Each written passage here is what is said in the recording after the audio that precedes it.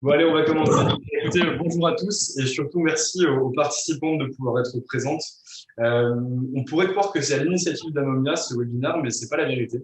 C'est-à-dire qu'on a rencontré ces brillantes avocates qui sont aujourd'hui avec nous et qui nous ont chacune parlé dans leur coin des problématiques qu'elles ressentaient au sein des cabinets d'avocats et surtout pas de leur cabinet d'avocats, mais en termes général sur la profession et de ce qui pouvait être amélioré pour être mis en place.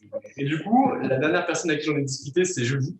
Et elle m'a dit, bien écoute, c'est dommage, ce serait bien qu'on puisse faire quelque chose. Et donc, on a décidé de mettre ça en place. Donc, on a contacté Julie Evangelisti du cabinet Nomos, Sabine Nogès du cabinet McDermott, Sabrina Kemmel qui est counsel au sein du cabinet FTMS et Anna Dias qui est avocate associée au sein du cabinet GIDE à Bruxelles. Et elles ont toutes accepté de se réunir autour de ce webinaire pour parler d'un thème phare et d'un thème important aujourd'hui, qui est comment permettre aux avocates, ou comment donner les moyens aux avocates de performer au sein des cabinets d'avocats. Donc, c'était ma seule prise de parole. Moi, je vais m'effacer totalement. Je reprendrai uniquement la parole pour donner des questions à la fin du webinaire. Mais en tout cas, on fonctionnera en 4 phases. La première phase, ce sera une phase de contexte et de rappel de la situation actuelle au sein des cabinets, qui sera présentée par Sabrina Kemmel. La deuxième phase, ce sera une phase relative à la formation qui est mise en place au sein des cabinets d'avocats, qui sera présentée par Maître Sabine Nogès. La troisième phase, ce sera une phase de management et d'organisation, mais plutôt de management personnel, qui va être présentée par Anna Dias. Et la quatrième et dernière phase, ce sera une phase de parcours d'association, qui sera représentée et du coup défendue par Julie Evangelisti. Sabrina Kemmel, vous avez la parole. Merci Valentin. Bonjour à tous. Alors, un peu compliqué de débuter parce que, en fait, on parle beaucoup de la place des femmes en cabinet d'avocat et plus généralement en entreprise. Et je crois qu'on a toutes, d'une façon peut-être différente les unes des autres, mais eu soit des copines, des amis, des collègues ou nous-mêmes, où à un moment on s'est posé la question de est-ce que je vais y arriver, est-ce que déjà je veux être associée dans un cabinet d'avocat, puisque c'est de ce dont on se parle aujourd'hui, comment faire, est-ce que je vais arriver, est-ce que avec des enfants ce sera compatible, est-ce qu'on ne va pas me virer tout simplement au moment où j'ai des enfants, où je reviens de congé maternité. C'est des questions qu'on a beaucoup entendues et qu'on continue d'entendre, hein, que moi en tout cas dans ma pratique, je continue d'entendre, j'entends quand même des collaboratrices qui se demandent si elles peuvent, si elles s'autorisent, c'est pire que tout en fait, si elles s'autorisent à avoir un enfant parce que ça risque de déplaire à tel ou tel associé. Et que si elles ont un enfant, bah forcément, les horaires vont peut-être changer au début, l'organisation va être compliquée. Et comment on va faire? En fait, j'ai le sentiment, et on verra si mes consoeurs aujourd'hui le partagent, mais j'ai le sentiment que avoir un enfant, fonder une famille, vouloir être associé, bah, c'est une source d'angoisse en fait pour de nombreuses femmes aujourd'hui en cabinet d'avocat. Et alors moi, me concernant, parce qu'on est aussi là, je pense, pour parler un peu chacune de nos parcours personnels, moi, ça ne m'a jamais angoissée et j'ai fait ce que j'ai voulu faire. Voilà. Et comment? Bah, en m'imposant. Alors, c'est facile à dire, mais en m'imposant, en sachant dire non. Parce qu'en réalité, bah, j'avais rien à perdre. S'il se passait quoi que ce soit, bah, je démissionnais, je retrouvais du boulot ailleurs. Et je crois que cette force, en fait, se dire, bah, OK, moi, je fais ce que je veux, et en fait, peu importe ce qu'on me dira derrière, bah, il faut l'avoir. Il faut absolument se dire qu'on ne doit rien à personne et qu'il faut foncer. Et il est faux, je pense, aujourd'hui, de dire, c'est vrai qu'il y a peu de femmes, enfin peu de femmes, ça dépend des cabinets, mais on se dit, il n'y a pas beaucoup de femmes associées, etc. etc. Alors déjà, il faut quand même avoir en tête qu'on ne va pas devenir associé parce qu'on est une femme. Je crois que c'est quand même important de le dire. Il y a quand même aussi les compétences qui doivent être là. Non, mais c'est important. Et tu fais aussi, Valentin, beaucoup de séminaires sur le développement, etc. Il faut à la fois être compétent, à la fois développer. Enfin, je veux dire, l'association, c'est un tout. C'est pas on est une femme, donc on va être on va devenir associé au sein d'un cabinet où il n'y a par exemple que des hommes ou une grande majorité d'hommes. Non, c'est pas aussi simple que ça. Et je pense que même si le parcours peut être difficile, il n'est absolument pas impossible. Et on en est tous, justement, on l'illustre toutes aujourd'hui. C'est pas impossible. Et il est faux, à mon avis, hein, de se dire, mais aujourd'hui, les femmes dans les cabinets d'avocats, elles sont blacklistées, elles ne peuvent pas devenir associées, etc. etc. C'est faux, vraiment. Alors, on va voir ce que nous disent aussi les auditeurs, les personnes qui nous écoutent. Mais je pense que c'est faux. Vraiment, quand on veut, on le peut. Il faut une détermination. Et être une femme, au contraire, on pourrait même en faire un atout. Aujourd'hui, c'est un atout d'être une femme et de réussir. Donc, voilà, ce qui est dommage, c'est qu'il y a une sorte de plafond de verre. Moi, je ressens un plafond de verre. Et ce plafond de verre, beaucoup de femmes ont du mal à le briser parce que justement, elles culpabilisent. Il y a beaucoup de culpabilité aussi de la part des femmes. Et ça, c'est dommage. Alors après, il y a tout le management autour, hein, bien sûr, qui fait aussi. Et je pense qu'il faut que les mentalités évoluent sur beaucoup de sujets, mais elles sont en train d'évoluer. Et au sein du barreau, on sent quand même une évolution et une prise de conscience du problème, du problème, si on peut appeler ça un problème, mais en tout cas du sujet qui nous réunit aujourd'hui. Très clair. Sabrina, je te remercie pour ta prise de parole. Sabine, est-ce que je peux te laisser la parole? Oui. Bonjour à tous. Attends, excuse-moi, Sabine, avant que tu commences, est-ce que vous pouvez juste couper vos micros pendant que vous ne parlez pas, parce que ça fait un petit bruit de retour, c'est pas super agréable. Excuse-moi. Voilà. Merci Valentin. Merci Sabrina d'avoir commencé comme ça. Ça me facilite la tâche parce que je me demandais comment commencer à parler de la formation et pas forcément de manière très classique et la formation telle qu'on... Alors, première idée, c'est de se dire le développement par la formation. Alors, on a en tant qu'avocat la formation continue, bien sûr. On a certaines formations qui nous sont proposées, qui sont certainement très intéressantes. Alors, beaucoup de formations aussi qu'on adapte de plus en plus, en tous les cas dans certains cabinets, mais pas simplement. Et avec le barreau, ça se fait aussi sur des formations plutôt pour les avocates, sur la prise de parole, la façon de régler un certain nombre de situations, la façon de gérer un certain nombre de clients. Donc, toutes ces formations qui sont un peu adaptées peut-être plus aux avocates, ou en tous les cas ciblées sur les avocates. Il y a toutes ces formations-là, mais mon idée, ce n'est pas du tout de parler de ça, et pas de ces formations qu'on est capable de suivre à l'extérieur. En fait, j'ai commencé comme ça en me disant, aujourd'hui, quand je suis arrivée dans un cabinet, en me disant, bon, je suis collaboratrice, j'ai des formations, je suis obligée de les suivre, ou alors il faut que je les suive parce que ça fait bien de suivre un certain nombre de formations, et je vais faire ça. Et en fait, je me suis aperçue assez rapidement que ça n'apportait pas forcément l'essentiel, c'est-à-dire progresser, non pas dans ma pratique d'avocate en tant que telle, mais progresser dans mon évolution au sein de la structure. Et je me suis dit, en réalité, en regardant un peu à droite et à gauche et en voyant les autres et en voyant certains de mes confrères en particulier, qu'est-ce qui me manquait sur cette formation? Qu'est-ce que je pouvais m'apporter à moi-même et que l'extérieur ne m'apportait pas? Et effectivement, à y réfléchir, je pense qu'il y a un certain nombre de formations qu'on oublie parce qu'on n'y pense pas forcément, parce que ce n'est pas forcément vers quoi on s'oriente. C'est la formation au sein de sa propre structure avec le mentoring. Alors, l'idée, c'est effectivement, quand on arrive dans une structure, c'est de trouver la bonne personne à laquelle il va falloir s'accrocher, c'est peut-être un grand mot, mais en tous les cas, avec laquelle il va falloir travailler et qui pourra vous faire évoluer. Moi, j'ai eu cette chance-là de trouver un associé, effectivement, qui m'a dit, si on travaille bien ensemble, il n'y a pas de raison que ça se passe mal, je te mettrai le pied à l'étrier, et il l'a fait. Et je pense que c'est hyper important de le faire et de ne pas oublier que le succès dans un cabinet, c'est aussi les personnes dont on s'entoure. Et on n'y pense pas forcément sous cet angle-là en termes de formation, mais c'est hyper important parce que cette formation, c'est la formation que les autres avocats du cabinet peuvent aussi vous apporter en termes de positionnement au sein de la structure. Et avoir un mentor ou 2 ou 3 au sein de la structure qui vont vous accompagner dans votre progression, c'est essentiel. Et si on ne trouve pas ce mentor-là dans la structure dans laquelle on est, il faut changer de structure. Parce que si on voit que on est dans une structure où on ne trouve personne qui pourra vous faire évoluer, vous accompagner dans votre évolution, c'est qu'on n'est pas forcément dans la bonne structure. Donc ça, c'est vraiment le premier point. La formation, c'est trouver les bonnes personnes, trouver aussi les personnes qui vont vous entourer. Le deuxième point, je pense qu'on oublie un petit peu, et peut-être que en tant que femme, on le fait moins naturellement, c'est écouter, regarder, s'imposer, assister et insister pour assister aux réunions clients. Insister pour être présent quand il y a des pitchs avec des clients, pas simplement bonjour, voilà, il va falloir rédiger ce pitch-là pour un client, est-ce que tu peux me présenter ça? Et puis après, j'irai moi-même en tant qu'associé présenter mon pitch. Un pitch auquel on a participé, un pitch qu'on a rédigé, c'est un pitch auquel on doit assister.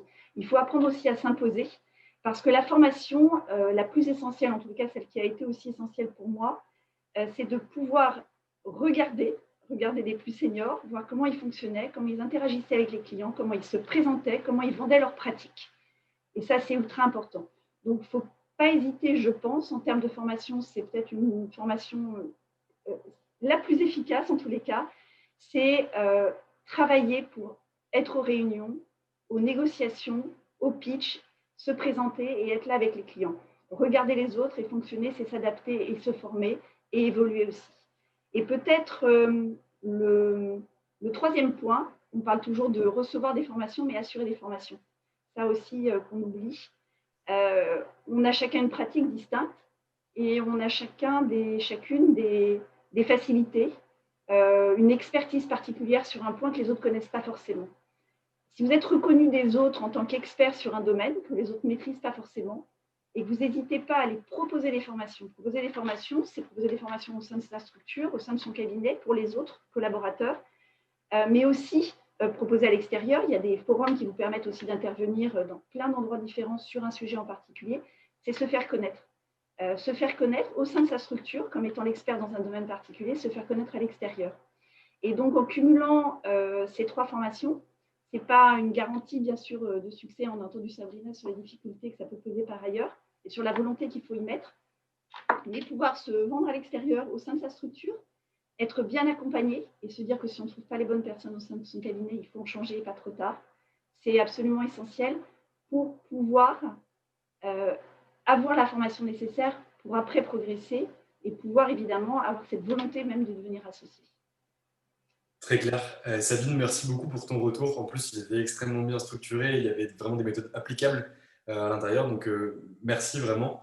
Maintenant qu'on a vu les trois aspects qu'on peut mettre en place au niveau de la formation pour les avocates au sein des cabinets d'avocats, on va laisser la parole à Anna Dias pour parler du management personnel qu'on peut s'appliquer pour justement se développer au sein d'un cabinet. Merci. Merci, bonsoir à tous. Et encore merci Valentin de m'avoir invité aujourd'hui. Je suis très contente d'avoir été invitée ici aujourd'hui et c'est justement comme j'étais heureuse d'avoir été invitée, j'en ai parlé à mon entourage, au cabinet, à mon entourage d'autres avocats.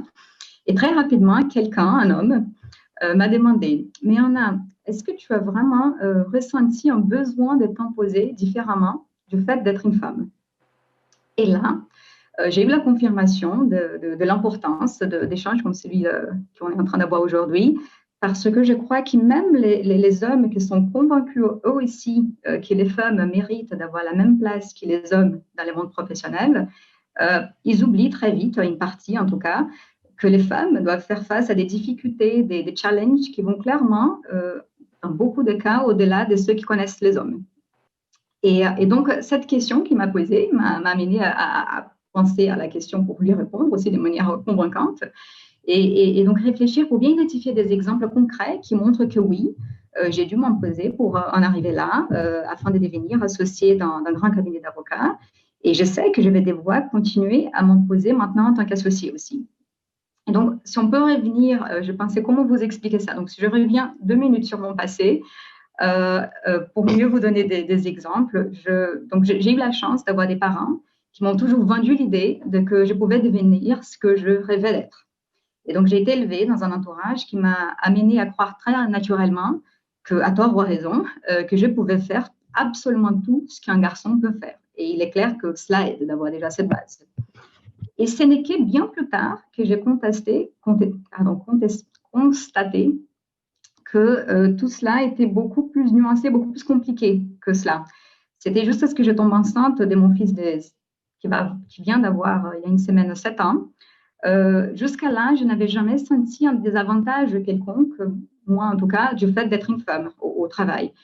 J'avais fait un peu tout ce que tout le monde fait les premières années dans un cabinet d'avocat. J'ai travaillé souvent nuit et jour sans avoir des contraintes particulières d'horaire et cela marchait bien comme ça pour moi.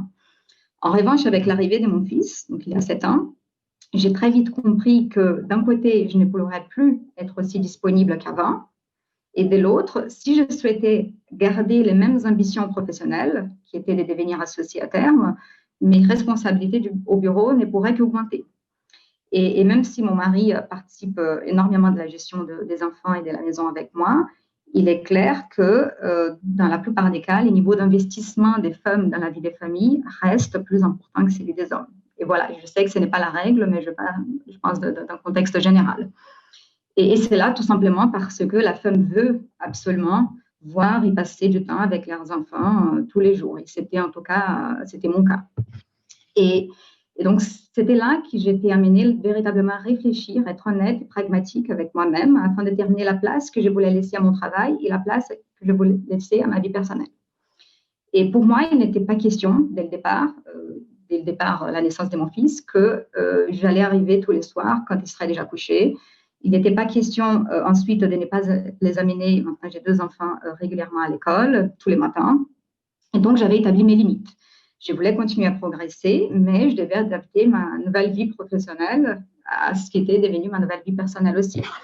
Et du moment où il était très clair pour moi qu'il n'est pas voir mes enfants dans les quotidiens n'était pas une solution,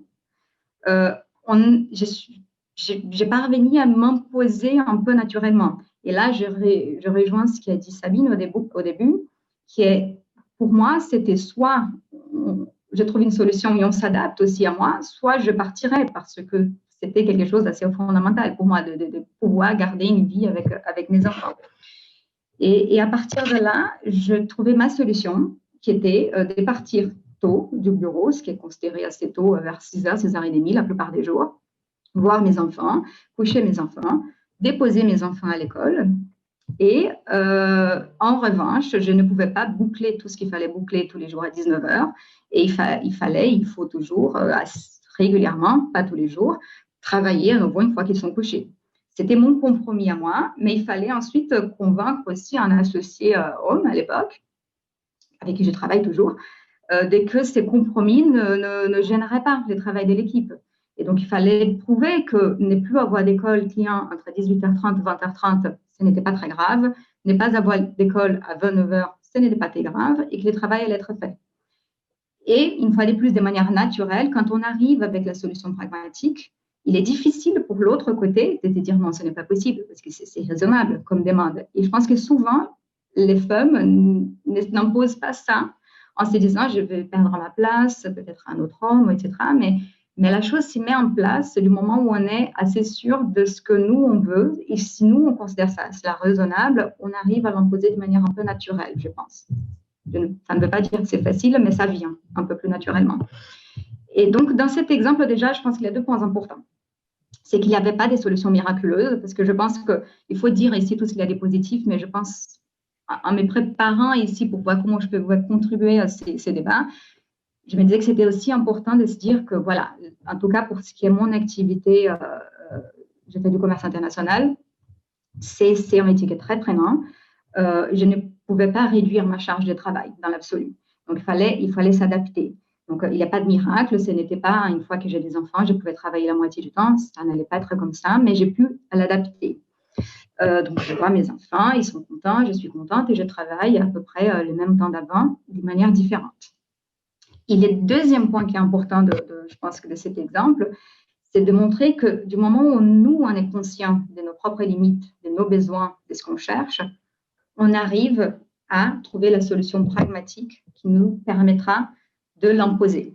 Donc, il faut qu'on se demande qu'est-ce que je veux, comment je rêve que ma vie soit, quelle est la place que le travail va prendre, quelle est la place que je vais accorder à mes enfants. Parce que pour certaines personnes, hommes ou femmes, il se peut que travailler dans un cabinet d'avocats, voilà, je ne veux pas ce type de vie. Pour d'autres, en revanche, qui se disent ce n'est pas possible, elles peuvent se dire si, c'est possible. Il y a une manière différente de s'organiser pour que cela soit possible. Et donc voilà, donc je pense que c'est vraiment 2 petits points que je voulais essayer de partager de mon expérience. Ce n'est pas de solution miraculeuse. Il faut trouver la solution pragmatique. Et deuxième point, pour l'identifier, il faut être conscient de ce que sont nos besoins. À partir de là, on arrive à mieux voir ce qui pourrait être la solution. Et enfin, je voulais parler juste de 2-3 petites idées concernant des changements, des évolutions dans les managements des cabinets aussi, qui, je pense, sont très bienvenus pour aider les femmes à évoluer de la meilleure manière possible au sein des cabinets d'avocats. Et la première est liée à mon expérience que je viens de décrire, qui est la question de la flexibilisation. La bonne nouvelle du confinement, qui a beaucoup de mauvaises nouvelles, mais la bonne nouvelle, c'est qu'on s'est tous rendu compte qu'on était beaucoup trop rigides dans notre métier et qu'on n'acceptait pas beaucoup, pour la plupart des cabinets, des journées un peu plus flexibles à la maison, des horaires un peu différents, où on travaille à distance, pas de sa ville, de là où le boulot est. Et on s'est rendu compte que c'est possible, qu'on n'a pas besoin d'être tous ensemble tous les jours. C'est important de se voir, c'est important d'échanger, mais on n'a pas besoin d'être là tout le temps. Et ça, je pense qu'il faut le garder. C'est quelque chose qui est venu avec le confinement et qui est très important pour les femmes aussi. Pour différentes raisons, certaines préfèrent toujours travailler tout le temps au bureau, d'autres non. Et voilà, c'est possible de faire les deux choses différentes. Et ça peut aider déjà pas mal de gens, je pense. Et un deuxième point, c'est certains cabinets, je sais par d'autres personnes que je connais, un cabinet commence à proposer la possibilité de travailler à mi-temps, notamment pour des femmes, mais pas que pour des femmes. Donc, il y a des structures qui permettent un travail à mi-temps. Personnellement, j'aime bien l'idée, mais je suis un peu sceptique, en tout cas pour ce qui est mon travail, juste parce que en tant que collaboratrice, oui, je pense que c'est absolument possible. Mais je vois juste dans mon adaptation, je vois mal comment on arrive à chercher les clients, traiter les dossiers, gérer l'équipe, etc., en 4 heures par jour. Mais c'est possible pour un tas de pratiques, c'est possible pour certaines structures, c'est possible pour certaines personnes, donc il faut continuer dans cette voie. Une fois de plus, il n'y a pas de solution miraculeuse, mais il n'y a pas non plus de modèle unique, il n'y a pas d'équilibre unique. Donc il faut voir, c'est possible pour certains. Je connais certaines personnes qui le font et ça marche. Et tout dernier point, c'est que je voulais insister aussi que pour moi, à mon sens, l'évolution de la place des femmes ne doit pas passer par un combat des femmes contre hommes. Je pense que parfois, les femmes sont tout ce qu'on appelle un peu féminisme, est mal compris par certains hommes parce qu'on voit une opposition. Et ce n'est pas le but ici. Le but est vraiment de travailler ensemble, reconnaître les contraintes de chacun, qui hommes ou femmes peuvent reconnaître les contraintes qui sont celles d'une femme, pour qu'on puisse s'imposer chacun là de la meilleure manière possible et en coopération arriver petit à petit à ces buts qui est de parvenir à cette égalité réelle. Voilà, merci Valentin.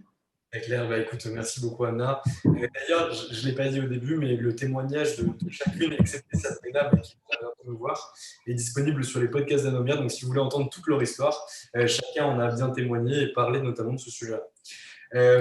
Julie, je te laisse la parole. Bonjour à tous.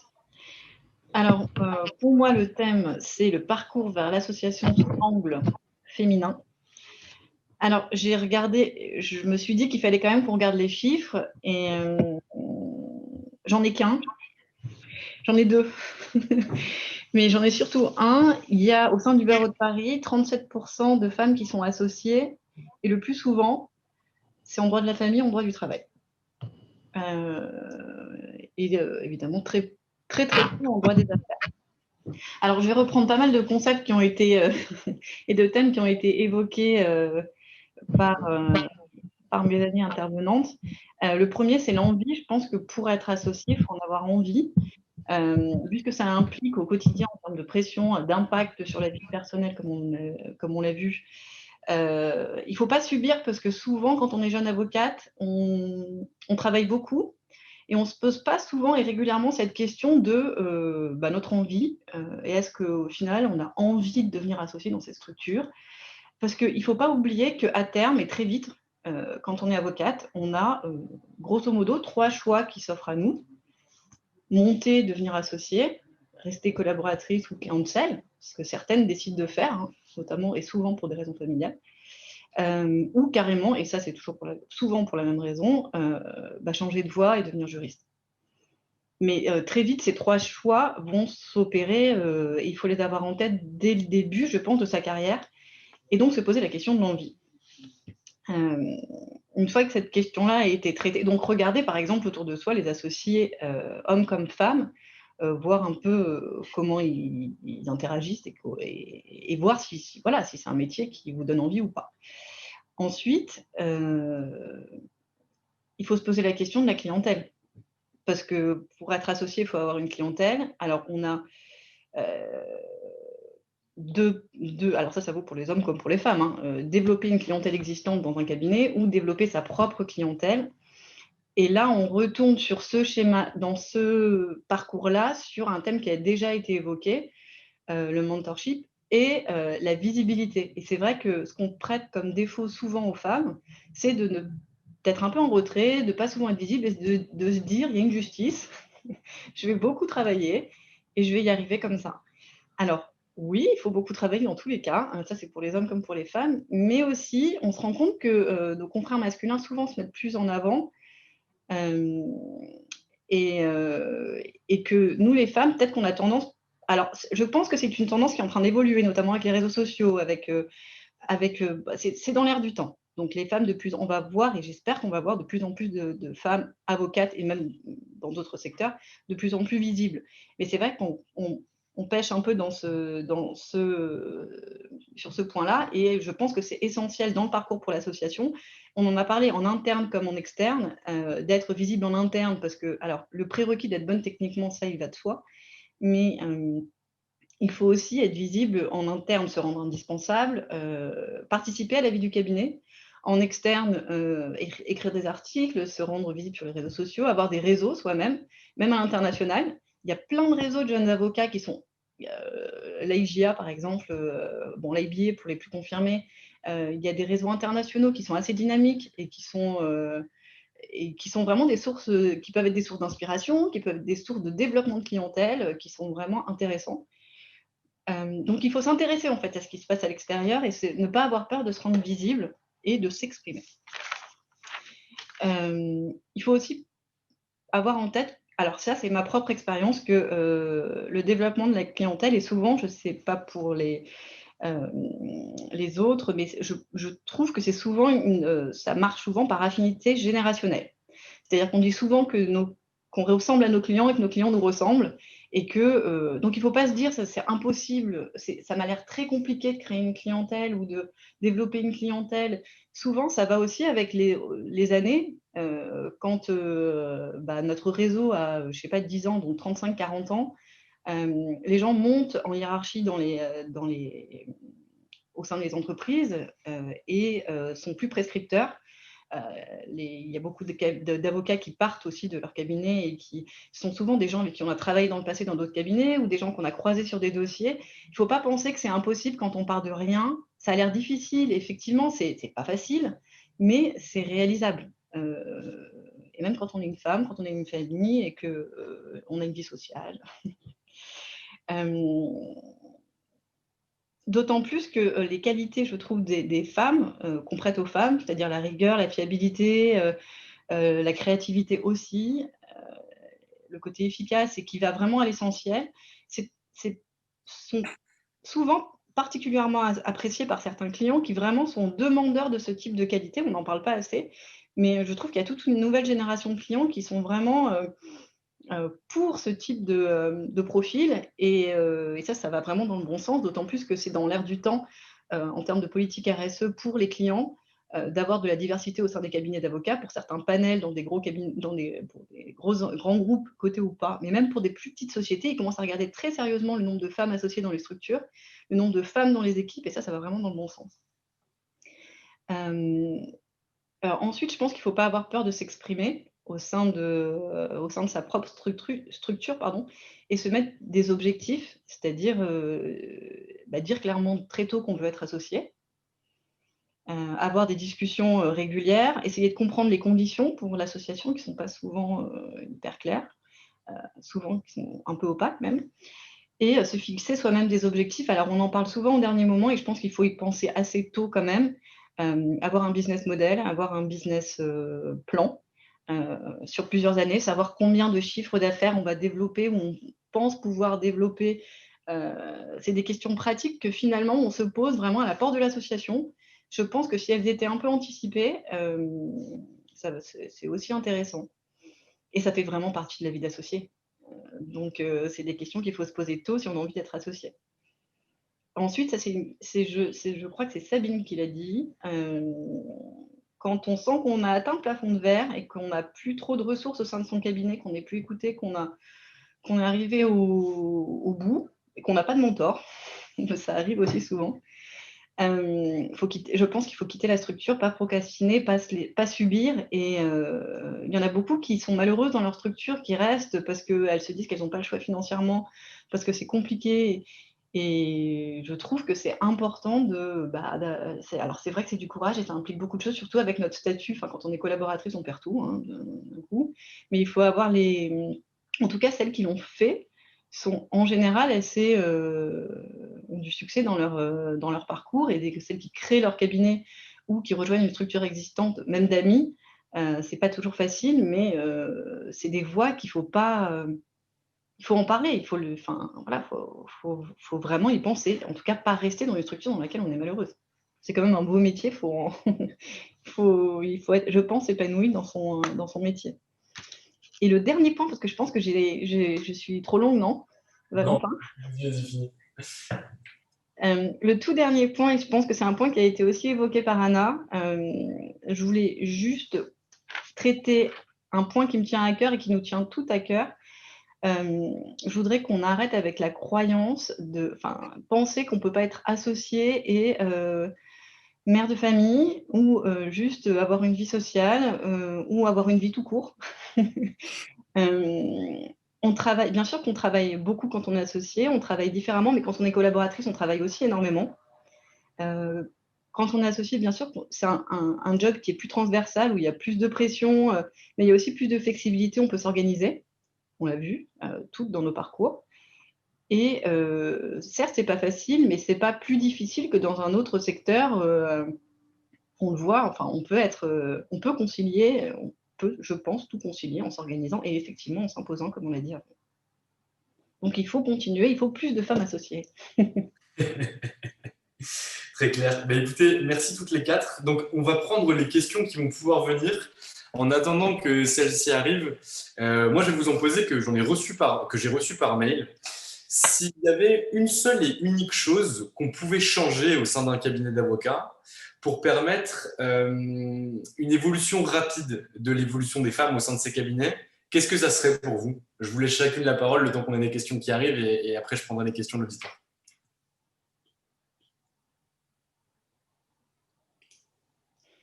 Qui veut commencer? Mais alors moi j'ai une double réponse, alors je sais pas, je veux pas en plus piquer le bout de réponse de mes...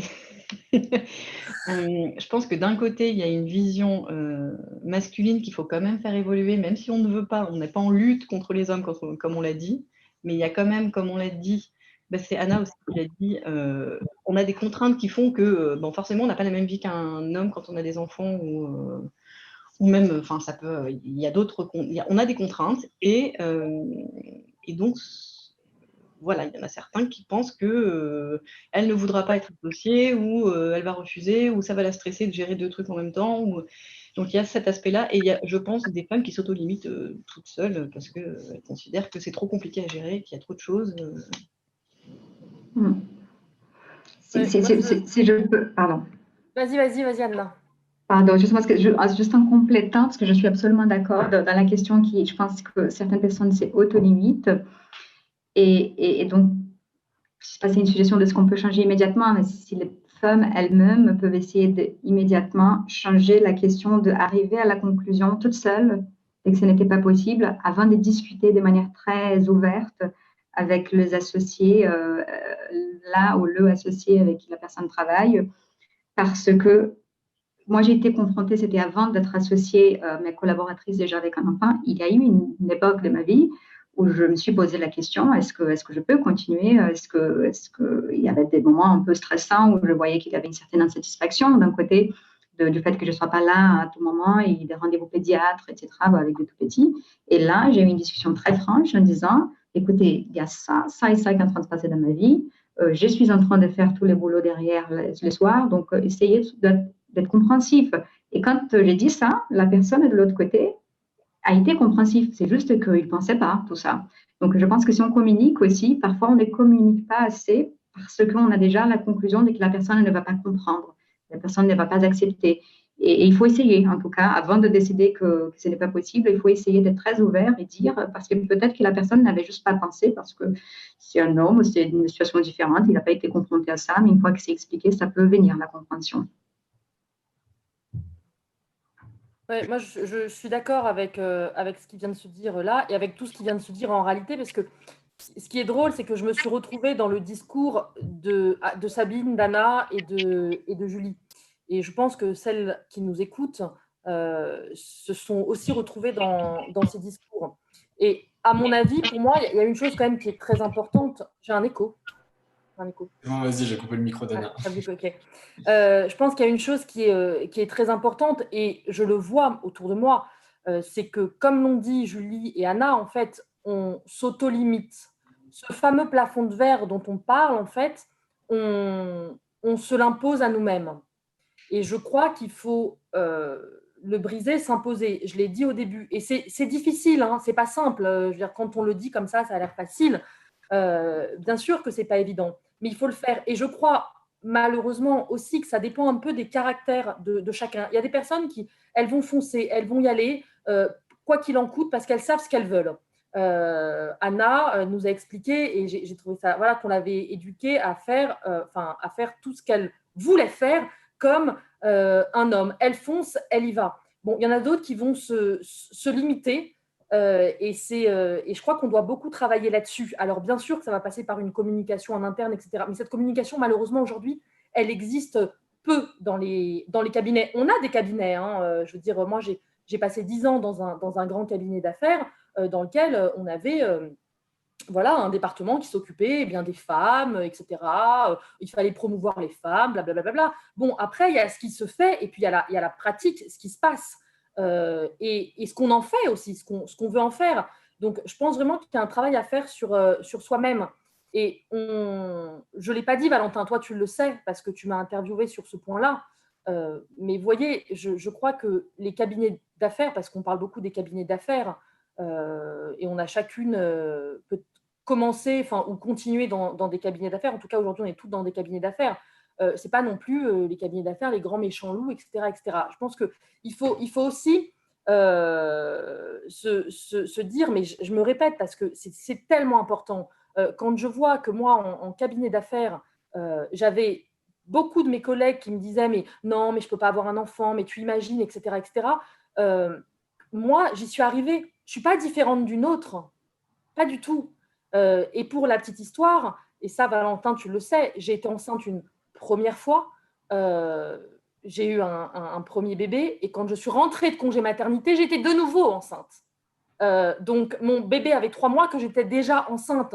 Donc, quand j'ai annoncé ça, on s'est dit, qu'est-ce qu'ils vont te dire, en fait? Tu reviens et tu repars. Parce que c'était le cas. Je revenais et je repartais. Sachant que j'avais eu une grossesse déjà très compliquée.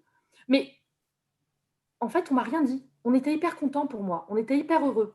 Parce que depuis le départ, si vous voulez, j'avais communiqué sur mon souhait d'être maman, sur le fait que mes dossiers, je ne me suis pas mise en stop pendant 16 semaines et ça a été mon choix. Hein. J'ai continué à bosser, à suivre mes clients parce que je savais que derrière, je voulais être associée. Il était hors de question que je me mette en off, en stand-by. C'était pas du tout. Après, je comprends parfaitement que des femmes le fassent. Mais moi, derrière, j'avais mon projet d'association. Donc, il fallait que je continue. Et j'ai fait mes 2 grossesses comme ça. Et mes enfants, aujourd'hui, ont 2 ans et demi et 1 an et demi. Donc, c'est très petit. Je suis beaucoup absente, je le dis très ouvertement du cabinet. Je m'organise complètement autrement. Parfois, je reste jusqu'à minuit et bien souvent, à 18h45, c'est la course. Je repars. Et le soir, en fait, on est crevé. Donc, on n'a même pas la volonté de rouvrir son ordinateur, mais on va le faire. Les rendez-vous pédiatres, j'en parle pas. Parfois, il y a des semaines où il peut y en avoir 3 dans la semaine. Donc, quand Anna en parlait, bien sûr que je comprends. Mais voilà, derrière tout ça, il y a cette volonté de concilier les deux, de tout concilier. Et on peut parfaitement y arriver. Ça, c'est possible. Et vraiment, quand j'entends je n'y arriverai pas, non, en fait. Avant de dire ça, essayons essayez, et si ça ne marche pas, eh ben partez. Partez parce que, comme l'a dit Julie, je crois que c'est Julie qui l'a dit, il n'y a rien de pire en fait que d'être malheureuse en cabinet. Alors, il y a certaines femmes qui ne voudront pas être associées pour différentes raisons. Parce que, pas forcément que pour la vie familiale, parce qu'être associée, c'est aussi beaucoup d'emmerdes. Hein. Je veux dire, il faut dire les choses clairement. Il y a aussi beaucoup d'emmerdes. Non, mais c'est vrai, il y a aussi beaucoup d'emmerdes. Alors, moi, je ne le suis pas encore, mais je les connais, les emmerdes déjà, parce que je me suis bien renseignée, histoire de savoir où je mettais les pieds. Il y en a, il faut développer, c'est hyper compliqué. Et Valentin, tu le sais, ça, parce que tu fais des formations là-dessus. C'est très, très compliqué. Et l'objectif, c'est pas qu'on vous dise un jour, bah, tu as réussi à développer parce que l'associé qui était au-dessus et qui est partant, l'associé partant, comme on les appelle, t'a donné des clients. Donc, tu as réussi à développer grâce aux clients qu'on t'a donné, c'est bien. Mais en fait, au final, tu n'as pas vraiment développé. Bah, tu n'as pas le temps parce qu'avec tes gamins, etc., donc on t'a donné des clients. Ben non, en fait, en tant que femme, on peut développer. On peut développer et ses propres clients. Et je vais vous raconter une anecdote et je m'en arrêterai là. Un jour, quand j'ai dit, avant que j'ai mes enfants, j'ai dit que j'allais rencontrer le DG d'un grand groupe parce que j'ai commencé à développer très tôt. Et c'est comme le petit pousset, hein. On peut commencer très tôt, mais les effets, on les a 10 ans plus tard, hein, voire 15 ans plus tard. J'ai expliqué que j'allais rencontrer le DG d'un grand groupe. Et on m'a regardé, un homme, hein, bien sûr, en me disant, mais Sabrina, on ne monte pas le Mont Blanc en ballerine. Je vous avoue que je n'ai pas compris. Je n'ai pas compris ce que ça voulait dire. Et puis, j'ai réfléchi parce que je ne suis pas con. Je me suis dit, OK, en fait, il est en train de me dire que j'y arriverai pas. J'y arriverai pas. Pour quelle raison, j'en sais rien. Est-ce que c'était parce que j'étais une femme? Est-ce que c'était parce que j'avais que 50 barreaux? J'en sais strictement rien. Mais en tout cas, on m'a dit ça. Bah, cette phrase-là, c'est mon leitmotiv. Et je peux vous assurer que depuis cette phrase, en fait, j'avais déjà la motivation. Alors là, j'ai une surmotivation pour développer à fond. Et j'y arrive. Non, mais j'y arrive. Et malgré mes 2 gamins, et d'ailleurs, je développe encore plus depuis que j'ai mes 2 enfants. Alors, comme quoi, vous voyez, c'est magique. Je développe encore plus. Je suis beaucoup plus visible sur les réseaux parce que je m'y suis mise, en fait. Et je ne demande pas l'autorisation. Ça plaît, ça plaît. Ça ne plaît pas. Tant pis.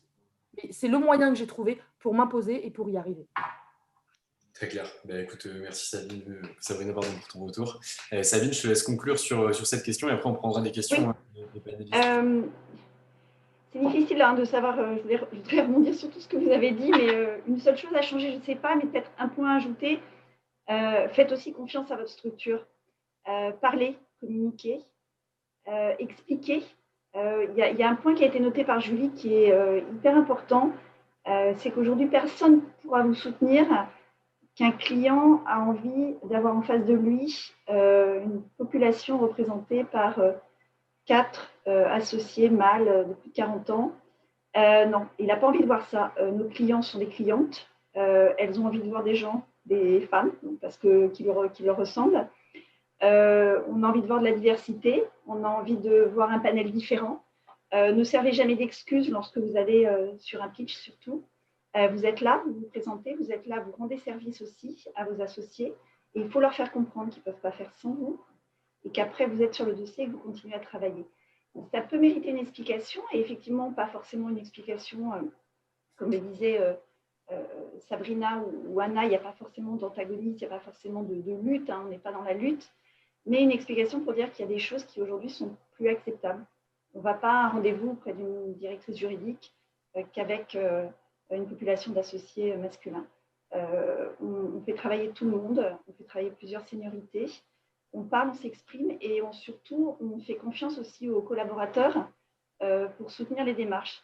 Quand le webinaire s'est organisé, il y a un avocat du cabinet qui maintenant est parti de la structure et qui m'a dit, voilà, je suis un garçon, est-ce que je peux quand même m'inscrire? Je dis, oui, Thomas, si tu es là, tu m'entends? Oui, tu peux évidemment t'inscrire et tu as toujours été d'un grand soutien pour toutes les filles du cabinet et il faut continuer et il faut qu'on n'oublie pas que voilà, notre égalité au sein de la structure, elle passera aussi par les collaborateurs et par les associés et par les hommes parce que quand on explique ce qu'ils ne comprennent pas forcément ou ce qu'ils n'ont pas ressenti nécessairement lorsqu'il y a des difficultés, et bien les choses vont mieux en le disant. Très clair. Merci beaucoup pour ton retour, Sabine. Je vais donner déjà une remarque qu'a mis Cora, qui a été présente sur le chat et qui vient de donner une remarque. Elle revenait sur des chiffres qui étaient posés en disant que donc toi, tu donnais les chiffres de 37%, Julie.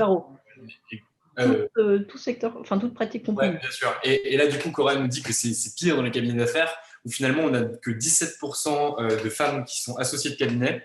Elle nous dit également qu'il faudrait aussi, en plus du mentorat, favoriser le sponsoring des femmes, que celles-ci puissent être connues et reconnues, et que justement, on arrête les pratiques d'hono extrêmement basses, où on se limite dans les honoraires qu'on va pouvoir facturer lorsqu'on est une femme. Et Cora est extrêmement influente dans le domaine, puisqu'elle gère juriste associé, donc remarque très intéressante.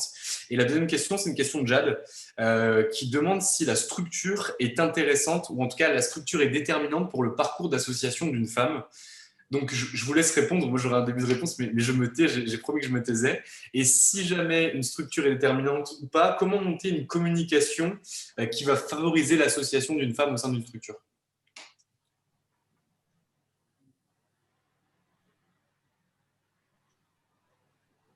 Qui prend la réponse? Je ne veux pas commencer à chaque fois. Allez, Julie, commence à ton tour.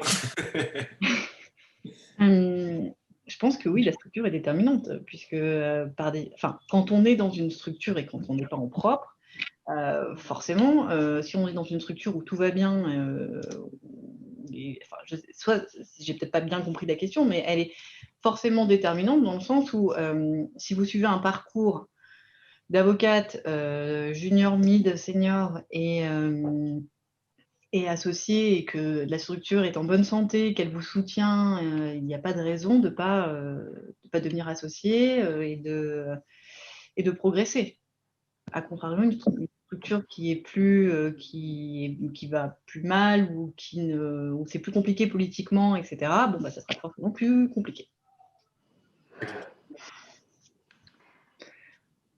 Je peux compléter en disant, je suis absolument d'accord avec ce qu'a dit Julie, la structure est très importante et la structure en termes de ce que la structure peut nous aider en équipe de développement, les différentes équipes ou en avocat, stagiaire, avoir tous les niveaux de la pyramide selon les dossiers, c'est très important. Donc là, la structure en termes vraiment physique, les nombres, parfois, pour certains dossiers, pour certains clients, c'est important. Les nombres, surtout quand on n'a pas encore, si nous, on est encore homme ou femme relativement jeune, avec quelques années des barreaux, il n'est pas forcément facile de convaincre des grands groupes de venir nous confier un dossier si on n'est pas derrière une structure importante. Donc, la structure, elle peut être importante là. Après, la structure peut devenir de moins en moins importante, peut devenir, ce n'est pas qu'elle n'est pas importante, c'est long, et là, je pense que les profils de chaque personne, il y a des personnes, j'ai une amie très proche qui fait ce même métier que moi, commerce international, et il y a quelques années, elle a décidé de se lancer. Donc, de manière générale, on peut penser qu'on ne peut pas faire ça, on peut faire ça que derrière un grand cabinet, et elle s'est lancée, elle a créé un petit niche, pas forcément en développant en Europe au départ, mais dans un autre pays. Qui avait besoin de l'expertise et très liée, voilà, le Maroc, dans le cas, avec un droit très proche du droit français. Et ensuite, elle est revenue dans une structure. Donc, c'est juste pour dire que la structure est très importante, mais il ne faut pas, et l'idée de dire qu'elle n'est pas toujours fondamentale, c'est que si la structure n'est pas en train de vous donner tout ce que vous pouvez tirer de la structure, il vaut mieux sortir de la structure parce qu'elle peut être sous les papiers absolument magnifique, mais si vous ne pouvez pas tirer profit de cette structure parce que vous n'avez pas un mentor, parce que vous n'avez pas votre place dans cette structure pour différentes raisons, il vaut mieux chercher soit une autre structure qui est peut-être moins impressionnante que celle-là, ou s'élancer seul si c'est un défi que vous tentez et que vous êtes prête à prendre en charge, en travail, tout ce qui vient avec avoir votre propre structure. Donc, elle est importante, mais je ne pense pas qu'il faut s'enfermer, qui est l'exemple des personnes comme nous dans des structures, ce n'est pas le seul modèle non plus. Oui, juste en deux mots pour rebondir sur ce que dit Anna. La structure est importante. Regardez simplement la structure. Regardez comment elle fonctionne, combien il y a d'associés femmes. Allez dans un cabinet, vous avez 39 associés, une femme. Ce n'est pas acceptable. Ça veut dire qu'il y a un problème. Il y a encore des structures, des grosses structures anglo-saxonnes, américaines, où il n'y a pas 17%, il y a 2%. Ça donne un signal. Donc, on peut avoir envie de se lancer le défi. Et il faut le faire, et certainement que certaines pourront le faire, ça sera un défi. Beaucoup de challenges et beaucoup de succès à la clé, on en connaît. Mais quand on regarde la structure, on a déjà peut-être une indication de la difficulté que ça va pouvoir être. Et il ne faut pas la minimiser, cette difficulté. Voilà. Elle est relevable, tout à fait, mais il faut être consciente de l'endroit où on va atterrir. Et pour rebondir sur ce que vient de dire Sabine, je pense qu'il faut regarder, je pense qu'il ne faut pas se contenter de regarder l'image de la structure au moment où on veut y rentrer, mais qu'il faut aussi regarder ce qu'il en a été par le passé. Et je le dis parce que dans le cabinet dans lequel je suis aujourd'hui, il y a 9 associés hommes. Que des hommes, en fait, 9 associés hommes. Et donc, forcément, quand on regarde ça, on se dit, bah, mince alors, et pourquoi il n'y a pas de femmes? Et donc, il faut faire un petit retour en arrière pour s'apercevoir que des femmes, il y en a eu, et il y en a eu plusieurs. Après, elles ne sont pas restées pour diverses raisons, et certaines sont restées des années. Mais voilà, parfois, les parcours ne sont pas ce qu'on aurait pensé, ce qu'on pensait qu'ils seraient. Mais je pense qu'il faut regarder, pas s'attacher à regarder l'image de la structure au tenté, mais aussi regarder sur le passé ce que ça a donné et se rappeler, je l'ai dit au départ, mais qu'on ne va pas être associé parce qu'on est une femme. Ça, c'est quand même très, très important. Je veux dire, le fait d'être une femme ne nous donne pas accès à l'association. Ça ne marche pas comme ça.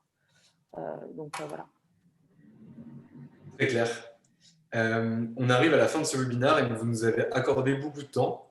Moi, j'ai une dernière question à vous poser. C'est est-ce qu'on se donne un rendez-vous toutes les 4 et peut-être avec d'autres en janvier pour traiter un sujet encore plus particulier de celui-ci et plus spécifique que celui-ci? Je vous avoue, je vous prends de court. Je vous demande ça devant une quarantaine de personnes. Mais je pense que c'est une bonne idée. Est-ce que ça vous intéresse? C'est quoi le sujet? Tu ne nous dis pas le sujet? Ça sera un sujet qui sera assez similaire à celui-ci, sous un format assez similaire, c'est-à-dire qu'on se tait, on vous laisse parler et on travaille en tout cas ensemble pour faire changer la situation et améliorer les choses. Sous la contrainte, je te dis oui. Pareil. Avec un grand plaisir. Oui. Super. Eh bien, écoutez, merci à toutes d'avoir été présentes. Merci à toutes et à toutes de nous avoir écoutés ce soir. Le webinaire sera disponible en replay dès demain. Et je vous souhaite à tous et à toutes une excellente soirée. Merci. Merci beaucoup. Merci beaucoup.